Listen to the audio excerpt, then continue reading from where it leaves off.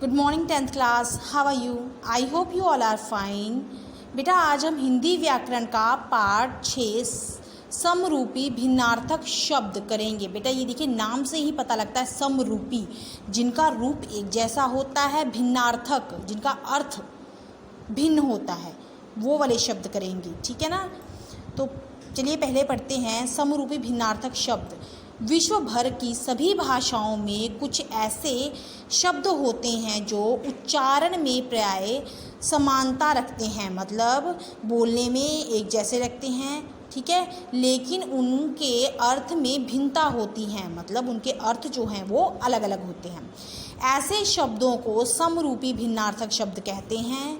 इन्हें श्रुति सम भिन्नार्थक शब्द भी कहा जाता है। जैसे है बेटा ये देखिए अन्न, अन्न का मतलब होता है बेटा अनाज, और अन्य, अन्य का मतलब होता है कोई और। वाक्य से पता चल जाएगा कि इनमें क्या अंतर है। पहले देखिए अन्न, देश में अन्न की खपत निरंतर बढ़ रही है, मतलब देश में अनाज की जो खपत है वो बहुत तेज़ी से बढ़ रही है। अन्य, आपके अतिरिक्त अन्य कोई भी नदी किनारे दिखाई नहीं दिया, मतलब आपके अलावा कोई और नदी के किनारे दिखाई नहीं दिया। दूसरा है बेटा गिरि, गिरिराज हिमालय हमारे देश के उत्तर दिशा में है, ठीक है, ये गिरि हिमालय राज है, ठीक है। नेक्स्ट है गिरी, नेहा झूले से गिरी थी, मतलब गिर गई थी। आगे है गुर, आपके हस्तकला का यह गुर कहाँ से पाया है? गुर होता मतलब गुण बेटा, ठीक है ना। हस्तकला का गुण कहाँ से पाया है? गुरु, गुरु जी नगर में कल आएंगे, ठीक है, ये गुरु है। चौथा है नियत, आप नियत समय पर कभी नहीं आते, नियत मतलब निश्चित समय पर।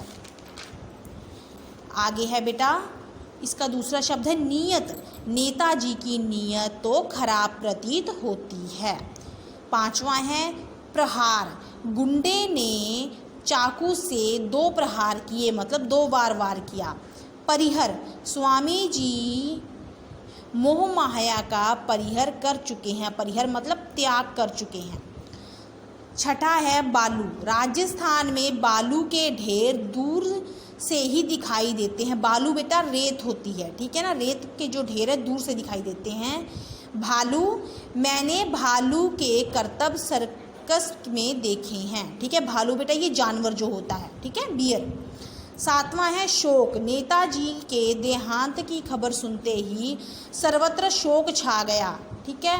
और शौक, क्रिकेट खेलना तो आधा का शौक है, ठीक है ना, क्या है, राधा का शौक है।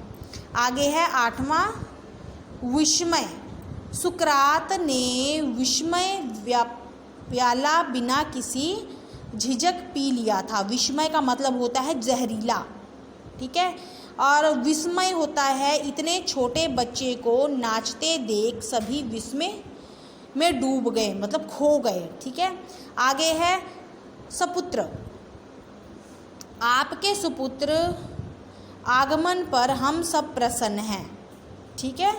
आगे है सुपुत्र, पूनम का सुपुत्र तो उच्च पद पर आसीन है, सुपुत्र मतलब अच्छा पुत्र, ठीक है। आगे है 10वां हस्ती, राजा महाराजा अपनी अपनी हस्ती सेना लेकर युद्ध के मैदान में आ डटे, ठीक है, हस्ती मतलब हाथियों वाली सेना। हस्ती, नेताजी से टकराने की हमारी कोई हस्ती नहीं है, हस्ती मतलब हैसियत, ठीक है बेटा। तो आज हमने पढ़े बेटा, आपने ये सारे शब्द जो पढ़े हैं, ये देखो सपुत्र सुपुत्र, विस्मय विस्मय, शोक शौक, बेटा ये शब्द जो हैं सुनने में एक जैसे प्रतीत होते हैं, लेकिन इन सबका अर्थ अलग है जो इनके वाक्यों से पता चलता है। तो बेटा जी आज हमने पढ़े हैं समरूपी भिन्नार्थक शब्द। Thank you and have a nice day.